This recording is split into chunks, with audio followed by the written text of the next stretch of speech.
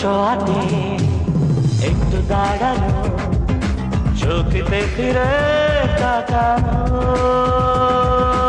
এক পলকে সেই দেখাতে কেন ওঠে ঝড়।